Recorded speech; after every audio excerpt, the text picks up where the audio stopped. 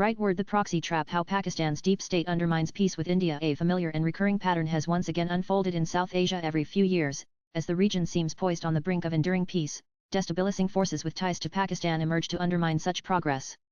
Just as the Kashmir Valley was settling into a climate of calm, order, and optimism for the future, terrorism resurfaced from obscurity. A firm and appropriate response was delivered.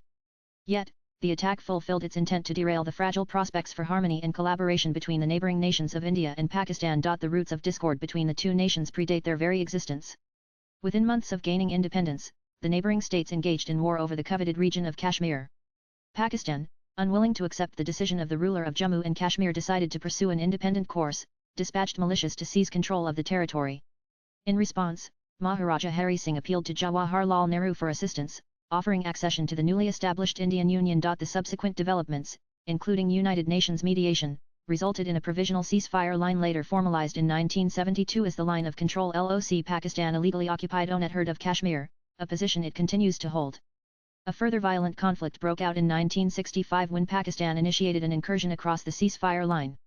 The following year, Indian Prime Minister Lal Bahadur Shastri and Pakistani President Ayub Khan agreed to cease hostilities and pursue peaceful avenues for resolving their disputes. The 1970s began with a devastating setback for Pakistan, as its eastern region, oppressed under Islamabad's brutal governance, rose in rebellion to demand independence.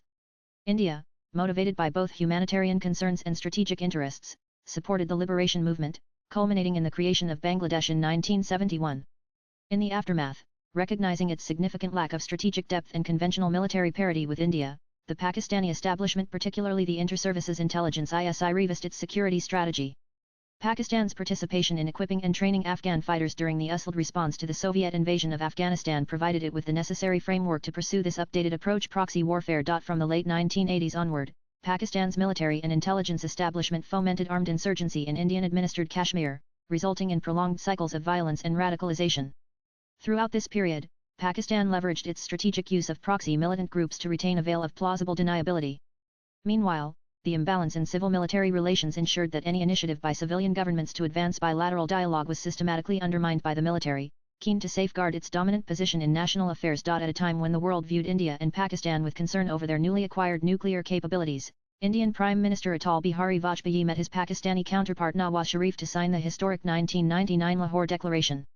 Both nations committed to confidence-building measures, multilateral cooperation, counter-terrorism efforts, nuclear and conventional security, and diplomatic dialogue concerning Kashmir. However, just months later, infiltrators supported by the Pakistani military occupied strategic positions in Kargil, Kashmir, sparking a limited conflict that resulted in the deaths of 527 Indian soldiers. Predictably, this severely undermined the diplomatic gains and intensified Indian distrust of Pakistan. Once again, India chose to overcome the hostilities and offer the prospect of improved neighborly relations with Pakistan. President Pervez Musharraf, presenting himself as a partner in the USLD post-911 war on terror, met with Prime Minister Vajpayee at the Agra summit in 2001, raising hopes for renewed India-Pakistan dialogue. However, within a few months, India endured a horrific attack on its parliament, which resulted in 9 fatalities and was carried out by terrorists affiliated with the Pakistan-based group Jaish-e-Mohammed Jem. Between 2004 and 2007, Prime Minister Manmohan Singh sought to achieve comprehensive peace with Pakistan and to reduce the line of control LOC to just a line on a map.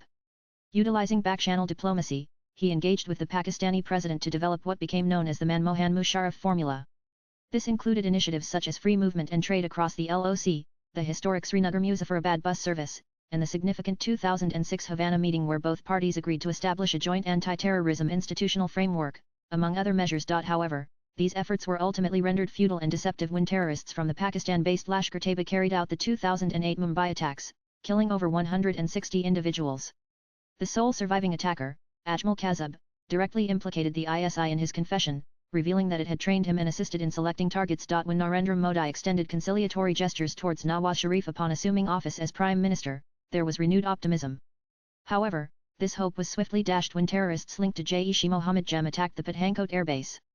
Later that year, the same group carried out the URI attack, resulting in the deaths of 18 soldiers and prompting India to conduct surgical strikes on terrorist camps in Balakot.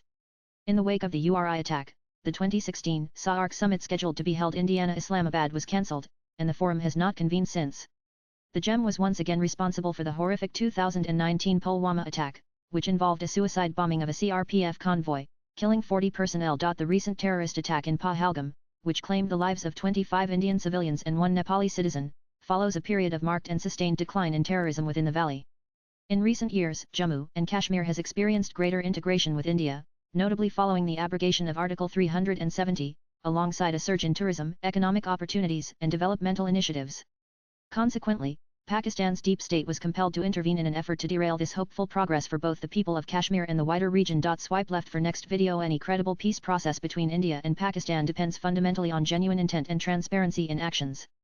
Pakistan's reliance on proxy terrorist groups as strategic tools undermines not only bilateral dialogue but also broader efforts towards regional cooperation and development, exemplified by the stagnation of SAARC. Pakistan faces a long and challenging journey if it is to change the practices that have caused extensive violence in the region.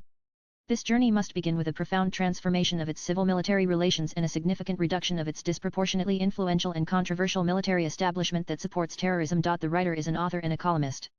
His X handle is Aaron Anand Live. Views expressed in the above piece are personal and solely those of the author. They do not necessarily reflect NEWS18's views. Latest blogs.